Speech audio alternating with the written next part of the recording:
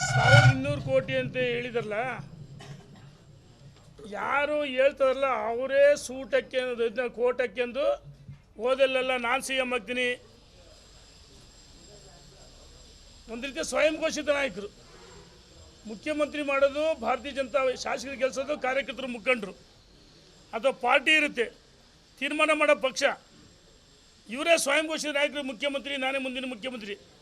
ಇಲ್ಲಿ ದಾವಣಗೆರೆಯಲ್ಲಿ ಬಂದು ಹಿಂದೆ 2000 ಕೋಟಿ ಕೊಟ್ಟರು, ಮುಖ್ಯಮಂತ್ರಿ ಆಗ್ತಾರೆ ಅಂತ ಹೇಳಿದರು. ಹೈಕಮಾಂಡ್ ಮೇಲೆ ಆರೋಪ ಮಾಡಿದರು. ಮೊನ್ನೆ ಮಾಡಿದಂಥ ಆರೋಪ ಏನು ಕಾಂಗ್ರೆಸ್ನಲ್ಲಿ ಮಾಧ್ಯಮಗಳಲ್ಲಿ ಇಡೀ ರಾಜ್ಯದ ಚರ್ಚೆ ಆಗ್ತಿತ್ತು. ಸಿದ್ದರಾಮಯ್ಯ ರಾಜೀನಾಮೆ ಕೊಡ್ತಾರೆ, ಪ್ರಾಸಿಕ್ಯೂಷನ್ ಅನುಮತಿ ಕೊಟ್ಟ ಮೇಲೆ ಏನು ಉಚ್ಚ ನ್ಯಾಯಾಲಯ ಮತ್ತು ಕೆಳಗಿನ ನ್ಯಾಯಾಲಯ ಜನಪ್ರತಿನಿಧಿಗಳು ಕೋರ್ಟ್ ತೀರ್ಪು ಕೊಡ್ತಲ್ಲ, FIR ಹಾಕ್ಬೇಕಂತ ಹೇಳಿದ್ರು. ನಿನ್ನೆ ಇಡೀ ನಡೀತೀವಿ. ಇಂಥ ಸಂದರ್ಭದಲ್ಲಿ ಇದನ್ನು ಡೈವರ್ಟ್ ಮಾಡೋಕ್ಕೋಸ್ಕರ BJPಗೆ ಮುಜುಗರ ಆಗಬೇಕು, ರಾಜ್ಯದ ಅಧ್ಯಕ್ಷ ಮುಜುಗರ ಆಗಬೇಕು, ಭಾರತೀಯ ಜನತಾ ಪಾರ್ಟಿ ಉಸಿರು ಅಂತೇಳಿ ಕಾರ್ಯಕರ್ತರು, ಮುಖಂಡರು, ಪರಿವಾರದ ನಂಬಿದಾರಲ್ಲ ಅವ್ರಿಗೆ ಅಪಮಾನ ಮಾತಾಡಿದ್ದಾರೆ. 1200 ಕೋಟಿ ಅಂದರೆ ವಿಷಯಾಂತರ ಮಾಡೋಕ್ಕೋಸ್ಕರ ಈ ರೀತಿ ಹೇಳಿದರೆ ನಾವು ಈ ಬೇಷರತ್ತು ಕ್ಷಮೆ ಕೇಳಬೇಕು. ಇಲ್ಲದೇ ಇದ್ದರೆ ಪಾರ್ಟಿ ಮುಲಾಜಿಲ್ಲ. ಯಾರ್ಯಾರು ಹೇಳ್ತಾರಲ್ಲ ಸೋತವರು, ಟಿಕೆಟ್ ಸಿಗಲ್ದರು, ಇವ್ರ ತಪ್ಪುಗಳಿಂದ ಅಲ್ಲಿ ಇಲ್ಲಿ ರಸ್ತೆ ಬೀದಿಲಿ ಹಾದಿಲಿ ಮಾತಾಡ್ತಲ್ಲ, ಇಂಥವರ ವಿರುದ್ಧ ಒಂದು ಸಾರಿ ನಿರ್ದಾಕ್ಷಿಣ್ಯ ಕ್ರಮ ಜರುಗಿಸಿದ್ರೆ, ನಾವು ತಪ್ಪು ಮಾಡಿದ್ರೆ ನಮ್ಮನ್ನು ಕ್ರಮ ಜರುಗಿಸ್ಲಿ. ನಾವೆಲ್ಲ BJP ನಿಷ್ಠಾವಂತರ ಅಂತ ಹೆಸರು ಹೇಳಿ ಅಲ್ಲಿ ಇಲ್ಲಿ ಭಿನ್ನಮತಿ ಸಭೆ ಮಾಡ್ತಿರಲ್ಲ, ರಾಜ್ಯದ ಜನ ಕಾರ್ಯಕರ್ತರು, ಮುಖಂಡರಿಗೆ ನೋವಾಗಿದೆ, ನಮಗೆಲ್ಲ. ಅದಕ್ಕೋಸ್ಕರ ಒಂದು ಕ್ಷಮೆ ಕೇಳಬೇಕು. ಇನ್ನು ರಾಷ್ಟ್ರೀಯ ನಾಯಕರು ಮುಲಾಜಿಲ್ಲ ಅಂತ ಮೇಲೆ ಶಿಸ್ತು ಕ್ಷಮ ಜರುಗಿಸ್ಬೇಕು. ಇವರು ಆತ್ಮಾವಲೋಕನ ಮಾಡ್ಕೊಳ್ಳಿ.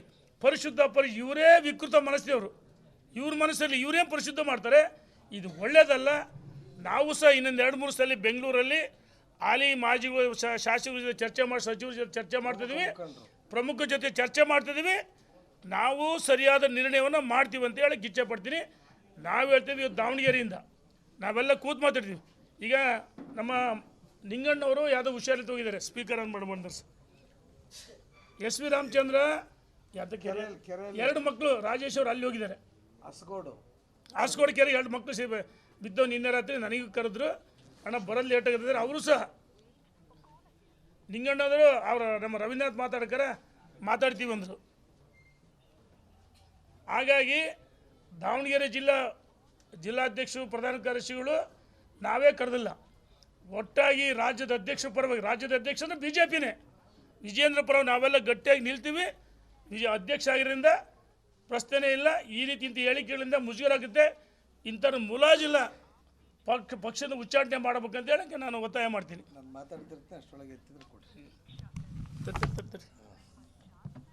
ಯತ್ನಾಳ್ ಅವರು ಇಡೀ BJPಯ ಸಂಘಟನೆಯನ್ನು 2 ಭಾಗ ಮಾಡಿ ಗೊಂದಲ ಸೃಷ್ಟಿ ಮಾಡೋದಕ್ಕೆ ಪ್ರಯತ್ನ ಮಾಡ್ತಾ ಇದ್ದಾರೆ. ನಾನು ಹಿಂದುತ್ವದ ಪರವಾಗಿ ಅಂತ. ಇವತ್ತು ನಾನು ಎಷ್ಟು ಸರಿ ಹೇಳೋದು, ನಮ್ಮ ಅಪ್ಪನ ಮಗ, ನಮ್ಮ ಅವ್ವನ ಮಗ ನಾನು ಅಂತ. ಯಾರು ಮನೆಗೆ ದುಡಿಮೆ ಹೆಚ್ಚು ಮಾಡ್ತಾರೆ, ಸೀಟುಗಳನ್ನು ಗೆಲ್ಲಿಸ್ಕೊಡ್ತಾರೆ, ಜನಾಭಿಪ್ರಾಯ ಯಾರಿಗಿರುತ್ತೆ ಪಕ್ಷ ಅವ್ರನ್ನ ಗುರುತಿಸಿ ಅಧ್ಯಕ್ಷ ಮಾಡುತ್ತೆ, ನಾಯಕತ್ವ ಕೊಡುತ್ತೆ. ಇವರೇನು ಎಲ್ಲ ಹಿಂದುತ್ವ ಏನು ಮೊದಲಿಂದ ನಮ್ಮ ರಾಜ್ಯದಲ್ಲಿ ಹಿಂದುತ್ವ ಪ್ರತಿಪಾದಕರು ನಾಯಕರುಗಳಿದಾರಲ್ಲ, ಅವ್ರನ್ನೆಲ್ಲ ಸೈಡ್ ಹೊಡೆದು ನಾನು ಹಿಂದುತ್ವದ ನಾಯಕ ಅಂತ ತೋರಿಸೋದಕ್ಕೆ ಈ ರೀತಿ ಡೊಂಗಿ ಪ್ರಚಾರವನ್ನು ತಗೊಳ್ತಾ ಇದ್ದಾರೆ. ಮತ್ತು ಭಾಳ ಮುತ್ಸದಿಯಂಗೆ ನಾನು ಸಿದ್ದರಾಮಯ್ಯಗೆ ಸಲಹೆ ಕೊಡ್ತೀನಿ ಅಂತ ಹೇಳ್ತಾರೆ. ನೋಡಿರಿ, ಸಿದ್ದರಾಮಯ್ಯಗೆ ನಾನು ಪಕ್ಷಾತೀತವಾಗಿ ಬೆಂಬಲಿಸುತ್ತೇನೆ ಒಂದು ಪತ್ರಿಕೆಯಲ್ಲಿ ಬಂದಿದೆ, ತಾವೆಲ್ಲ ಕಾಪಿ ತಗೋಬೋದು. ಸಿದ್ದರಾಮಯ್ಯಗೆ ನಾನು ಪಕ್ಷಾತೀತವಾಗಿ ಬೆಂಬಲಿಸುತ್ತೇನೆ.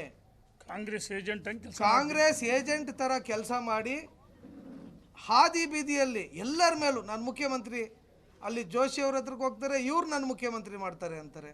ಇನ್ನೊಬ್ಬರ ಹತ್ರ ಹೋಗ್ತಾರೆ, ಅವರು ನಾವು ಸೇರಿ ನಾವು ಮುಖ್ಯಮಂತ್ರಿ ಆಗ್ತೀವಿ ಅಂತಾರೆ. ಒಂದೊಂದು ದಾರಿಗೆ ಹೋದರೆ ಒಂದೊಂದು ಹತ್ರ. ಇಲ್ಲಿ ಬರ್ತಾರೆ, ಮೊನ್ನೆ ಕಾಂಗ್ರೆಸ್ ಪಕ್ಷ 5 ವರ್ಷ ಆಡಳಿತ ಮಾಡಬೇಕು ಅಂತ ಹೇಳಿದರು. ಅದೇ ಅವತ್ತು ಹಿಂದಿನ ದಿವಸ ಯಾವುದೋ ಒಂದು ಉತ್ತರ ಕರ್ನಾಟಕದ ಗಣಪತಿ ವಿಸರ್ಜನೆಯ ಸಮಯದಲ್ಲಿ ಪಕ್ಷ ಈ ಸರ್ಕಾರ ಬಿದ್ದೇ ಬೀಳುತ್ತೆ ಇನ್ನೊಂದು ವಾರ 15 ದಿವಸದೊಳಗೆ ಅಂತ ಹೇಳಿದರು. ಹಿಂಗೆ ಗೊಂದಲ ಸೃಷ್ಟಿ ಮಾಡ್ತಾ ಯಾವ ರೀತಿ ಬೇಕೋ ಆ ರೀತಿ ತನ್ನ ಮನಸ್ಸಿಗೆ ಬಂದ ರೀತಿಯಲ್ಲಿ, ತೋಚಿದ ರೀತಿಯಲ್ಲಿ ಎಲ್ಲರ ಮೇಲೂ ಆಪಾದನೆ ಮಾಡ್ತಾ ನಾನೊಬ್ಬನೇ ಸರಿ ಇನ್ನೆಲ್ಲರೂ ಕೆಟ್ಟರು ಅಂತ ಹೇಳ್ತಾ ಯಾರಿಗೂ ತಿರುಗಿ ಬೀಳೋದು ಬಿಡಲ್ಲ ಇವರು. ಅದನ್ನು ಪಕ್ಷದ ಹೈಕಮಾಂಡ್ ಎಲ್ಲದನ್ನೂ ಗಮನಿಸ್ತಾ ಇದೆ. ಪ್ರತಿಯೊಬ್ಬರಿಗೂ ಸೂಕ್ತ ಸಮಯದಲ್ಲಿ ಸೂಕ್ತ ಉತ್ತರ ಕೊಡ್ತಾ ಇದೆ. ಯಾರು ತಪ್ಪು ಮಾಡದೇ ಇರೋರೇನು ಈ ಭೂಮಿ ಮೇಲೆ ಯಾರೂ ಇಲ್ಲ. ತಮ್ಮದು ತಾವು 1 ಕೋಟಿಯಿಂದ ಸ್ಟೇ ತಗೊಂಡಿದ್ದೀರಿ. ಈಗ ನೀವೆಲ್ಲ 1000 ಕೋಟಿ, ಯಾರು 1000 ಕೋಟಿ? ಈಗ ನಮ್ಮ ಗೃಹ ಸಚಿವರು ಅದಕ್ಕೆ ಪ್ರತಿಕ್ರಿಯೆ ಕೊಟ್ಟಿದ್ದಾರೆ. ಆ 1000 ಕೋಟಿ ತೋರಿಸ್ಬೇಕಲ್ಲ ಯತ್ನಾಳ್ ಅವರು. ಹಿಂದೆ 2000 ಕೋಟಿ ಕೊಟ್ಟವರು ರಾಜ್ಯದ ಮುಖ್ಯಮಂತ್ರಿ ಆಗ್ಬೋದು ಅಂತ ನಮ್ಮ BJP ಸರ್ಕಾರ ಇದ್ದಾಗಲೇ ಹೇಳಿದ್ರು ಇವರು. ಅವತ್ತೇ ಹೈಕಮಾಂಡು ತೀಕ್ಷ್ಣವಾಗಿ ಅವರಿಗೆ ಪ್ರತಿಕ್ರಿಯೆ ಕೊಟ್ಟಿದ್ರೆ ಇಲ್ಲೇವರೆಗೂ ಬರ್ತಾ ಇರಲಿಲ್ಲ. ಮತ್ತು ಅವ್ರ ಜೊತೆಗೆ ಯಾರ್ಯಾರು ಸೇರ್ಕೊಂಡಿದ್ದಾರೆ, ಎಂತೆಂಥವ್ರು ಸೇರ್ಕೊಂಡಿದ್ದಾರೆ ಅಂತ ಗೊತ್ತಿದೆ. ಎಲ್ಲರೂ ನಾನೊಬ್ಬನೇ ಸರಿ ಇನ್ನೆಲ್ಲರೂ ಕೆಟ್ಟರು ಅಂತ ಹೇಳ ಅಂತಾರೆ. ಜಿಲ್ಲೆಯನ್ನು ಇದೇ ಯಡಿಯೂರಪ್ಪನವರ ಆಶೀರ್ವಾದದಿಂದ ಮಾಜಿ ಸಂಸದರಿಗೆ 20 ವರ್ಷ ಕೊಟ್ಟಿದ್ರು. ಏನೇನು ಮಾಡಿದಿರಿ? ನಿಮ್ಮ ನಡವಳಿಕೆಗಳು ಯಾವ ರೀತಿ ಇತ್ತು? ದೌರ್ಜನ್ಯ ಮಾಡಿದಿರಿ? ಎಷ್ಟು ಜನ ಕಾರ್ಯಕರ್ತರಿಗೆ ಬೈದಿದ್ದೀರಿ? ಯಾವ ಹೋರಾಟ ಮಾಡಿದಿರಿ? ಏನು ಜಿಲ್ಲೆಗೆ ನಿಮ್ಮ ಕೊಡುಗೆ? ಕನಿಷ್ಠ ಸೌಜನ್ಯ ಬೇಡವಾ? ಅವ್ರ ವಿರುದ್ಧವಾಗಿ ಹೋಗಿ ಒಂದು ಗುಂಪಿನಲ್ಲಿ, ಅದು ಯಕಶ್ಚಿತ್ ಒಬ್ಬ ಯತ್ನಾಳ್ ಅಂತ ಬಾಯಿ ಬಡಕ್ರ ಜೊತೆ ಹೋಗಿ ಸೇರ್ಕೊಳ್ತಿರಲ್ಲ ನೀವು. ಈ ಜಿಲ್ಲೆಯ ಮರ್ಯಾದೆ ತೆಗಿಬೇಕು ಅಂತಿದ್ದೀರಾ? ಈ ಜಿಲ್ಲೆಗೆ ಬಂದು ಯಾರ ಬಗ್ಗೆ ಮಾತಾಡಬೇಕು ಅಂತಿದ್ದೀರಿ? ನಮ್ಮ ಜಿಲ್ಲೆಯಲ್ಲಿ ಬಂದು ಯತ್ನಾಳ್ ಏನು ಮಾಡೋಕ್ಕಾಗುತ್ತೆ? ಮತ್ತು ಇನ್ನೊಂದು ವಿಷಯ, ಭಾಳ ಗಹನವಾದ ವಿಷಯವನ್ನು ನಾನು ಮಾಧ್ಯಮದವ್ರಿಗೆ ಹೇಳೋದಕ್ಕೆ ಇಷ್ಟಪಡ್ತೇನೆ. ನಮ್ಮ ಪಂಚಮಸಾಲಿ ಬಂಧುಗಳನ್ನು ಸೇರಿ ಯಡಿಯೂರಪ್ಪನವರು ಅವತ್ತು ಮುಖ್ಯಮಂತ್ರಿ 2ನೇ ಬಾರಿ ಮುಖ್ಯಮಂತ್ರಿ ಆದಾಗ ಕ್ಯಾಬಿನೆಟ್ಗೆ 2A ಕೊಡಿಸ್ಬೇಕು, ಕೇಂದ್ರದಲ್ಲಿ 3B ಕೊಡಬೇಕು ಅಂತೇಳಿ ಸತತ ಪ್ರಯತ್ನ ಮಾಡಿ ಕ್ಯಾಬಿನೆಟ್ಗೆ ಇಟ್ಟಿದ್ರು. ರಾತ್ರೋನ್ರಾತ್ರಿ ಅದು ಯಾಕೆ ನಿಲ್ತು ಅಂತ ಉತ್ತರ ಕೊಡೋಕ್ಕೆ ಯೋಗ್ಯತೆ ಇದೆಯಾ ಯತ್ನಾಳ್ ಅವರೇ? ಅದನ್ನು ನಾವು ಎಲ್ಲ ಪಬ್ಲಿಕ್ನಾಗ ಚರ್ಚೆ ಮಾಡ್ಬೇಕಾ? ಏನಾಗ್ತೀರಿ ನೀವು ಅವಾಗ? ವೀರಶೈವ ಲಿಂಗಾಯತರು ಒಳ ಪಂಗಡಗಳಿಗೆ ಬೈತೀರಿ, ನಾನು ಮುಖ್ಯಮಂತ್ರಿ ಅಭ್ಯರ್ಥಿ ಅಂತೀರಿ.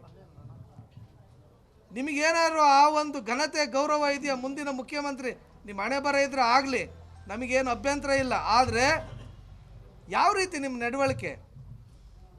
ಆ ಪಂಚಮಸಾಲಿಯವ್ರನ್ನ ಯಡಿಯೂರಪ್ಪನವರು 2A ಕೊಡೋದನ್ನು ನಿಲ್ಲಿಸಿದ್ರು ಅಂತ ನಿಮ್ಮ ವಲಸು ಬಾಯಲ್ಲಿ ಬರ್ತಾ ಇದೆಯಲ್ಲ, ಅಂಥ ಒಬ್ಬ ಮಹಾನ್ ನಾಯಕನ ಬಗ್ಗೆ ಇಡೀ ರಾಜ್ಯದಲ್ಲಿ ತ್ರಿವಿಧ ದಾಸೋಹ ಮಾಡಿರ್ತಕ್ಕಂಥ ವೀರಶೈವ ಲಿಂಗಾಯತ ಮಠಗಳು, ಇವತ್ತು ವೀರಶೈವ ಲಿಂಗಾಯತ ಮಠಗಳಿದ್ದರೆ ಈ ರಾಜ್ಯದಲ್ಲಿ ಸಾಕ್ಷರತೆ ಇಷ್ಟು ಹೆಚ್ಚಾಗ್ತಿರ್ಲಿಲ್ಲ, ಇಷ್ಟು ಸಂಸ್ಕಾರ ಬರೋದಕ್ಕೆ ಕಾರಣ ಅಂತ ಇಡೀ ದೇಶನೇ ಒಪ್ಕೊಳ್ತಾ ಇದೆ. ವೀರಶೈವ ಲಿಂಗಾಯತರಲ್ಲಿ ಜಾತಿಯ ಭಿನ್ನ ಭೇದ ಇಲ್ಲ ಅಂತೇಳಿ ಅಂಥ ಮಠಗಳಿಗೆ ಅನೇಕ ಸೌಕರ್ಯಗಳನ್ನು ಕೊಟ್ಟಂಥ ಯಡಿಯೂರಪ್ಪನವರು ಇಡೀ ರಾಜ್ಯದಲ್ಲಿ ಜಾತ್ಯತೀತವಾಗಿ ಎಲ್ಲರೂ ಒಂದು ವೀರಶೈವ ಲಿಂಗಾಯತ ಮಠಗಳಿಗೆ ಎಲ್ಲ ಧರ್ಮದವರು ಬರ್ತಾರೆ, ಅಲ್ಲಿ ಇನ್ನೂ ಹೆಚ್ಚು ತ್ರಿವಿಧ ದಾಸೋಹ ನಡಿಬೇಕು ಅಂತೇಳಿ ಹಗಲು ಇರುಳು ಹರನಿಸಿ ಶ್ರಮಿಸಿದಂಥ ಯಡಿಯೂರಪ್ಪನವ್ರ ಬಗ್ಗೆ ಪಂಚಮಸಾಲಿಗಳಿಗೆ ನೀವು ರಿಸರ್ವೇಷನ್ ಕೂಡ ತಪ್ಪಿಸಿದ್ರು ಅಂತ ವಲಸು ಬಾಯಲ್ಲಿ ಹೇಳ್ತೀರಾ? ಇದಕ್ಕೆ ಪುರಾವೆ ಕೊಡ್ರಿ. ಅದ್ಯಾರ್ದ ಹೆಸರು ಹೇಳ್ತೀರಿ? ಅದು ಹೇಳ್ಬಾರ್ದು. ಈಗ ಬೇರೆ ಬೇರೆ ಸಂದರ್ಭದಲ್ಲಿ ನಿಮ್ಗೆ 10ರಷ್ಟು ಮಾತಾಡೋದಕ್ಕೆ ಬರುತ್ತೆ. ನಮಗೂ 2A ಯಾಕೆ ತಪ್ಪಿಸಿದ್ದು, 3B ಇದುವರೆಗೂ ಯಾಕಾಗಲಿಲ್ಲ? ನಾನು ಬಂದಮೇಲೆ ಮಾಡ್ತೀನಿ ಅಂತೇನು ಮತ್ತೆ ಬಾಲಿಶವಾದ ಹೇಳಿಕೆ ಕೊಡಬೇಡ್ರಿ. ಇದಕ್ಕೆ ಉತ್ತರ ಕೊಡಲಿ, ಚರ್ಚೆ ಆಗಲಿ ಬಹಿರಂಗವಾಗಿ, ಎಲ್ಲದಕ್ಕೂ ತಯಾರಿದ್ದೇವೆ.